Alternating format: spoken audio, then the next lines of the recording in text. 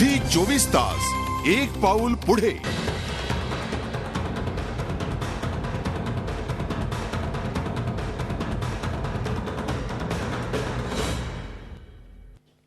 बुलढाणा जिल्ह्यातील 1400 पैकी 1100 गावांना दुष्काळाने ग्रासले. जनता दुष्काळाचे चटके सहन करत असताना चिखलीचे काँग्रेसचे आमदार राहुल बोंद्रेंवर मात्र पैशाचा पाऊस पाडण्यात आला.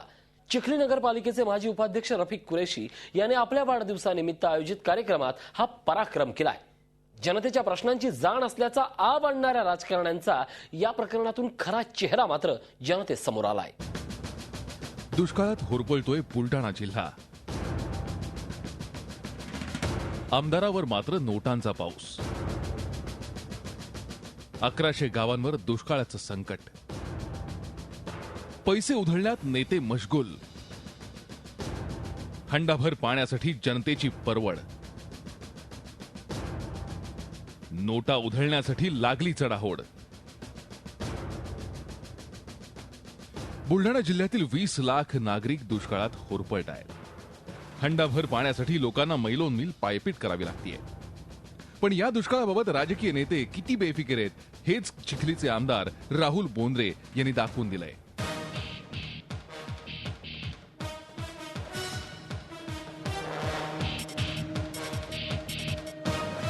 जनता दुष्काळाचे चटके सहन करत असताना राहुल बोंद्रे यांच्यावर अक्षरशः नोटा उधळण्यात आल्या. बोंद्रे यांच्यावर एकामागून एक नोटांची बंडल उधळण्यात येत होती. जणू तिथे नोटा उधळण्याची चढाओढ लागली होती. आणि हे काँग्रेसचे आमदार राहुल बोंद्रे खुशाल नोटा उधळून घेत होते. आपल्यावर नोटा उधळल्या जात आहेत याचं त्यांना काहीच वाटत नव्हतं. उलट त्यांच्यासाठी ती भूषणावह बाब होती. राहुल बोंद्रे यांच्यावर नोटांचा पाऊस पडणारे कोण असा प्रश्न तुम्हाला नक्कीच पडला असेल. त्याचं उत्तर याच चित्रफितीत दडलंय. बुलढाण्याच्या चिखली नगरपालिकेचे माजी उपाध्यक्ष रफिक कुरेशी यांनी हा पराक्रम केलाय. रफिक कुरेशी यांच्या वाढदिवसानिमित्त अनुराधा नगर परिसरात आज की शाम आमदार राहुल बोंद्रे के नाम या नावानं कव्वालीचा कार्यक्रम आयोजित करण्यात आला होता. त्या कार्यक्रमात रफिक कुरेशींनी आमदार बोंद्रे महाशयांवर नोटांची उधळण केली आहे. संपत्तीचं हे ओंगळवाणं प्रदर्शन केलंय. आणि विशेष म्हणजे तिथे उपस्थित असलेल्या कोणालाही त्याचं काहीच वाटलं नाही. यावरून राजकारण्यांना जनतेच्या प्रश्नांचा किती कळवळा आहे हेच पुन्हा एकदा उघड झालंय. झी 24 ताससाठी संतोष लोखंडे, बुलढाणा. या सगळ्या प्रकरणावर आमदार राहुल बोंद्रे यांनी अजब खुलासा केलाय. वाढदिवसाच्या निमित्तानं उडवलेले पैसे हे दुष्काळग्रस्तांना दिल्याची सारवासारव केली आहे. त्यांचा हा कारनामा झी 24 तासनं जनतेसमोर आणल्यानंतर त्यांनी याबाबत अक्षरशः थातुरमातुर उत्तर दिलंय. आमचे प्रतिनिधी अमित जोशी यांनी याबाबत आमदार राहुल बोंद्रे यांच्याशी केलेली ही विशेष बातचीत. आमदार राहुल बोंद्रे आपल्या बरोबर आहेत. सर, काय सांगाल, ज्या कार्यक्रमामधून दिसून आलं की तुमच्या कार्यक्रमामध्ये पैसे उधळण्यात आले, दुष्काळग्रस्त भागामध्ये असं कसं होऊ शकतं असा प्रश्न लोक विचारतात, काय सांगाल तुम्ही? नाही, पहिली गोष्ट मी स्पष्ट करू इच्छितो की हा कार्यक्रम माझ्या वाढदिवसानिमित्त आयोजित करण्यात आलेला नव्हता. हा दरवर्षी सैलानी बाबाच्या यात्रेच्या पहिल्या अशा पद्धतीची एक कव्वालीचा कार्यक्रम तिथे आयोजित होतो आणि हा कार्यक्रम त्यातलाच एक भाग होता. या कार्यक्रमाच्या आयोजकांनी या कार्यक्रमातून आलेले पैसे हे दुष्काळग्रस्त भागासाठी मदत जाहीर करणार म्हणून मला सांगितलं आणि म्हणून मी तिथे हजर झालो होतो. या कार्यक्रमामधून आलेले जवळपास 51,000 रुपये सैलानी बाबाच्या यात्रेमध्ये दुष्काळग्रस्त म्हणजे पार्श्वभूमीवर, दुष्काळाच्या पार्श्वभूमीवर तिथे जी यात्रा होत आहे या यात्रेमध्ये टँकर लावण्यासाठी त्यांनी 51,000 रुपयाची मदत या कार्यक्रमातून जाहीर केली. पण मग मदतच जर द्यायची होती ती अशा पद्धतीने का दिली गेली? थेट मदत का नाही केली गेली? तिथे थोडा तुमचा कार्यक्रम आयोजित न करता जर का पैसा वाचवला असता तर अजून पैसा दुष्काळग्रस्त भागासाठी गेला असता, काय सांगा? नाही, कव्वालांवर आपली संपत्ती उधळून टाकण्याची पद्धत या देशामध्ये पहिलेपासून आहे. आमचे मुस्लिम बांधव कलाकारांची तारीफ, त्यांना प्रोत्साहन अशा पद्धतीनं देतात. आता फक्त प्रश्न एवढाच आहे की दुष्काळाच्या पार्श्वभूमीवर अशा पद्धतीनं करायला पाहिजे होतं की नाही. तर आयोजकांनी ते या पद्धतीनं नसतं केलं तर जास्त चांगलं झालं असतं.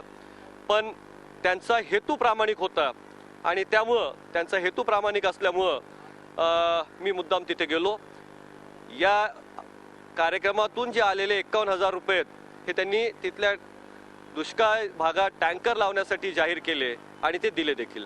थोडक्यात आमदारांनी स्पष्टीकरण देण्याचा प्रयत्न केलाय की हे पैसे उडवले नसून ते दुष्काळग्रस्त भागासाठीच वापरले गेले आहेत असा दावा त्यांनी या निमित्ताने केलेला आहे. झी 24 ताससाठी व्हिडिओ जर्नलिस्ट प्रकाश चव्हाणसह अमित जोशी, मुंबई.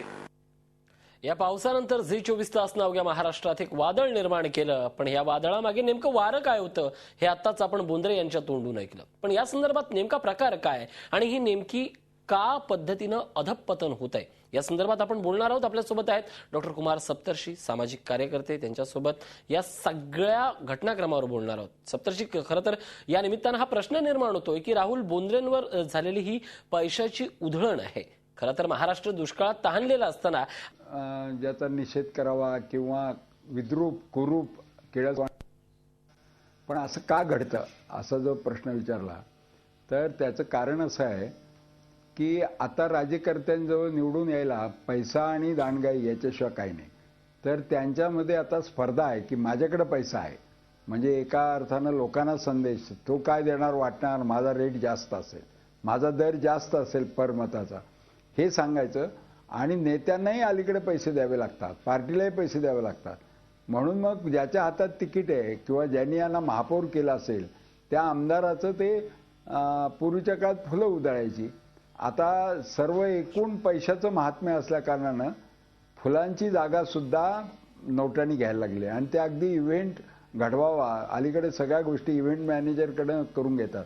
तर मागून असा वारा सोडला होता सिनेमा जसं सोडतात आणि त्याने नुसती नोट उचलली की ते भुरकन उडायची. तर अशा पद्धतीनं तो त्यांच्यावर नोटांचा पाऊस पाडला होता. ते हे सगळं बघणं हे लाजिरवाणं आहे की हे लोक आपले राज्यकर्ते आहेत. राज्यकर्ते म्हणजे आपलं आणि आपल्या भावी पिढ्यांचं जीवनाचं भवितव्याचे निर्णय ते घेतात. तर अशा की ज्यांच्याकडे पैशाशिवाय अन्य काहीही नाही दाखवायला, नक्की ते लोक असं करतात. नक्कीच एकूणच आपण हा पाहतोय की पैशाची उधळण करणं आणि हेच नेमकाचा नित्यक्रमाचं झालंय. पण यांचे वाढदिवस म्हणू नका, लग्न सोहळे म्हणू नका, सप्तर्षी साहेब, या निमित्तानं प्रश्न निर्माण होतो की सार्वजनिक जीवनात आता पैशांची उधळण करणं हेच केवळ प्रतिष्ठेचं लक्षण झालंय राजकारण्यांचं का, असं म्हणायचं का? हे समाजाच्या अवनतीचं लक्षण आहे की सार्वजनिक जीवनात जेव्हा पैशाची उधळपट्टी व्हायला लागते आणि जी भारताची परंपरा आहे, पूर्वी संत परंपरा आपण म्हणतो म्हणजे काय तर सज्जनांची परंपरा. तर त्या सज्जनांनी काही व्रत सांगितलेली आहेत. त्यावेळेला संतच फक्त सार्वजनिक जीवनात असायचे, बाकी लोक आपापल्या कौटुंबिक जीवनात असायचे. संत सगळीकडे संचार करायचे. तर त्याच्यामध्ये 2-4 व्रत जी महत्वाची आहेत ती म्हणजे साधी राणी आहे, नंतर अपरिग्रह आहे, म्हणजे आपल्याला जे लागत नाही त्याचा संग्रह करून ठेवायचा नाही, म्हणजे त्याच्यामध्ये असा पैशाचा माज येण्याचा संबंधच नाही. सत्य आहे, अहिंसा आहे. तर या सगळ्या गोष्टी जाऊन सज्जनांच्या जागी सार्वजनिक जीवनामध्ये विचित्र पद्धतीचे लोक आल्यामुळे ही गेले 1980 पासून चाललेली प्रक्रिया.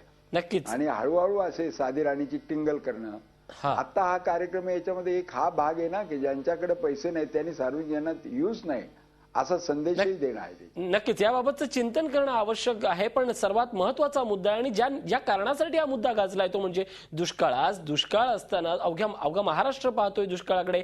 जवळजवळ निम्मे लोकप्रतिनिधी त्याबाबत सजग आहेत. मात्र ज्या भागात हा दुष्काळ पडलाय त्याच लोकप्रतिनिधींनी अशा प्रकारचं कृत्य का करावं? कारण बुलढाणा जिल्ह्यात दुष्काळ असताना आमदारांनी केलेलं हे कृत्य त्यांच्या म्हणण्यानुसार ही मदत होती, त्याचं समर्थन ऐकलं. या समर्थन ऐकल्यानंतर त्यावर तुमचं काय म्हणणं आहे?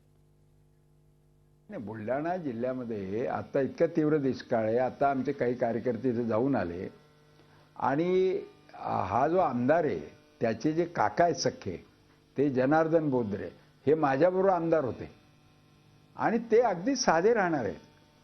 ते पूर्वी निवडून आले होते, हा पुतण्या आहे. तर ते जुनं सगळं आम्ही विसरलोय. काकांचा जमाना संपला, आता आमचा जमाना आहे हाही सांगण्याचा त्याच्यात भाग आहे. आणि त्याच्यामधून हे सगळ्या गोष्टी घडतात. त्या आमदाराला दुष्काळ वगैरे याच्या बाबतीमध्ये फिरून लोकप्रियता मिळवावी असं वाटत नाही, जनतेची कामं करून मिळवावी असं वाटत नाही. याला मी महापौर केलं तर त्यांनी माझा शो असा वाढवला पाहिजे, म्हणजे ग्लॅमर शो जसे असतात त्या पद्धतीचा हा प्रकार होता. कारण कुठलंही असलं तरी प्रसिद्धी मिळायला पाहिजे आणि प्रसिद्धी मला माझ्या पक्षाला मिळायला पाहिजे. एवढं राजकारण खालच्या पातळीवर का आलं या संदर्भात बोलणार आहोत एका छोट्याशा ब्रेक नंतर. पाहत राहा प्राईम वॉच. झी 24 तास, एक पाऊल पुढे.